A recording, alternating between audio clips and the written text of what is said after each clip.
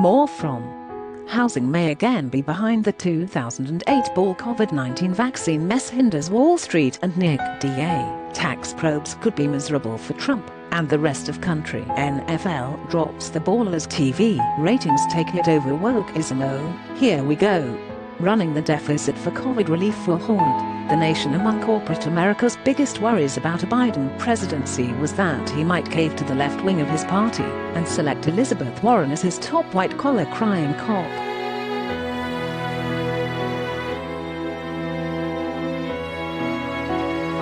Well, the corporate chieftains dodged that bullet, only to find themselves now in the crosshairs of the next worst thing.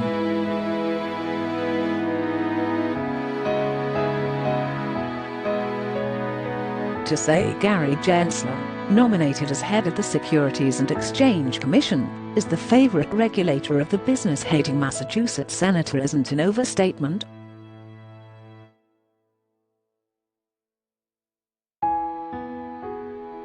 Both he and Warren view the business of monitoring securities markets and regulating big business as more of a progressive holy war than matter of governance.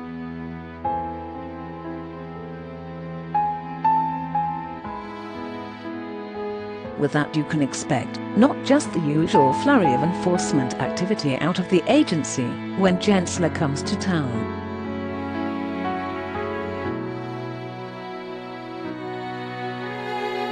People who know Gensler tell me he is also intent on remaking the second Warren's image.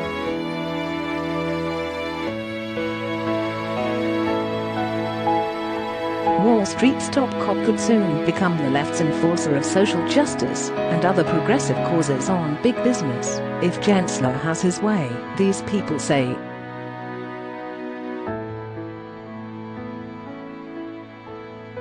Warren became a hardened anti-business radical after years in academia.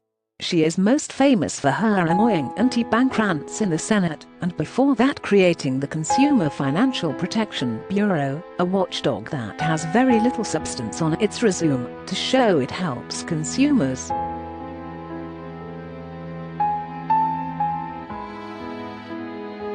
It famously missed the Wells Fargo fake account scandal, which was uncovered by journalists.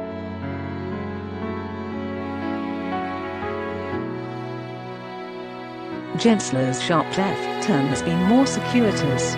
He worked nearly 2 decades on Wall Street at the much-maligned Goldman Sachs, no less, doing stuff that would make Warren's skin crawl, earning millions of dollars helping companies merge and acquire one another.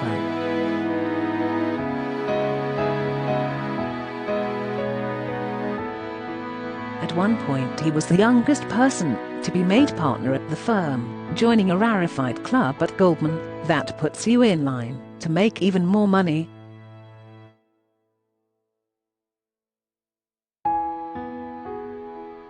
In other words, Gensler had fat cat written all over him until he went into government and his radicalization began, I am told by people who worked with him.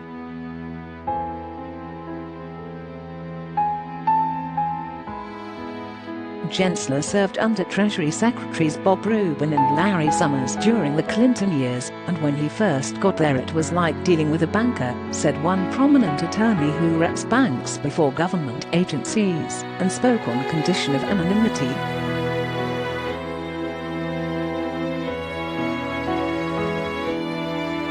He was completely reasonable, the lawyer continued, but over time you can see him changing, becoming more progressive and left-leaning in policy and temperament.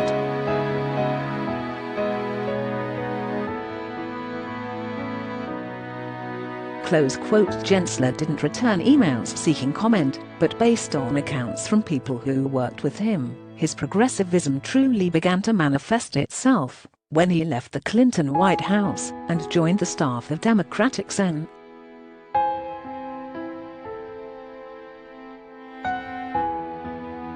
Paul Sarbanes.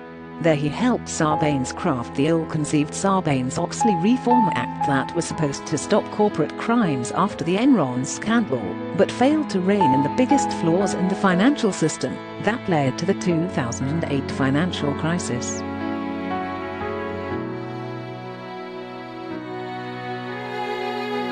That collapse and the Obama administration's response to it, more heavy-handed regulation, gave Gensler another shot at reining in corporate abuse as head of the Commodity Futures Trading Commission.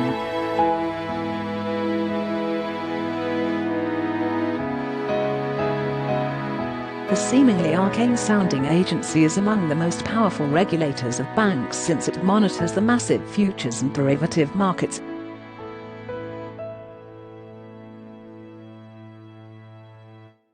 It is there where Gensler fully earned his rep as Warren's favorite former fat cat.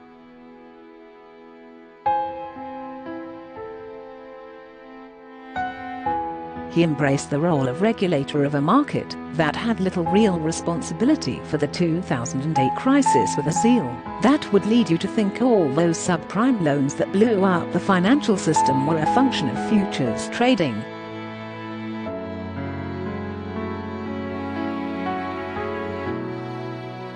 Then came his crusade against banks for manipulating the London interbank offered rate, LIBOR, an important interest rate on loans mainly between banks, but also used in setting rates on mortgages and other loans.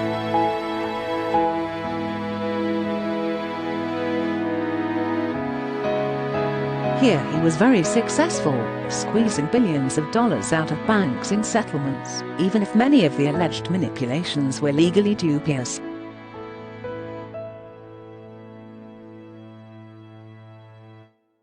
For all the headlines this scandal produced, many of the traders charged were eventually acquitted, particularly after evidence emerged that the manipulation was done often at the behest of central bankers looking to lower rates during the height of the financial crisis.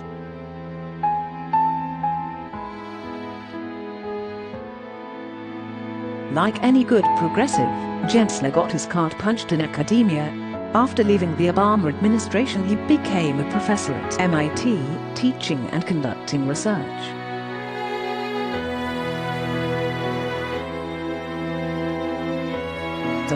On blockchain technology, digital currencies, financial technology and public policy, according to his biography.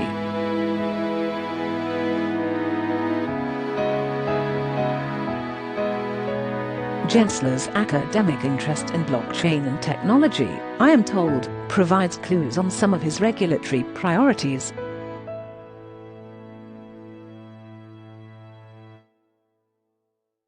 He is said to be interested in abuses involving cryptocurrencies and fintech, or Wall Street's embrace of computer technology.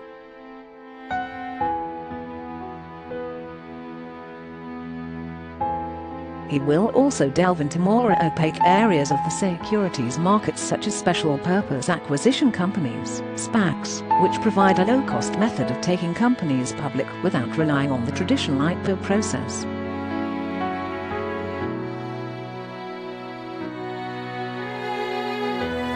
All of which is warranted to some degree. But the biggest change Gensler will likely bring to an agency designed to make sure average people can buy stocks without getting ripped off will be cultural.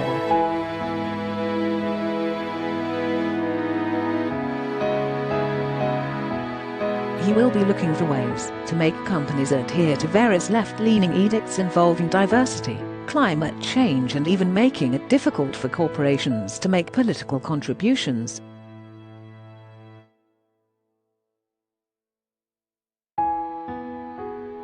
The last edict is something Warren has been pushing for years, though she did not expand it to progressive power players like unions.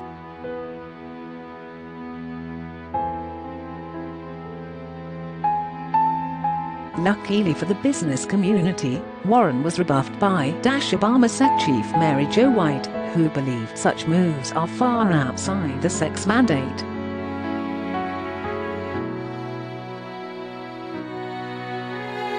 In Gensler, corporate America's luck just ran out.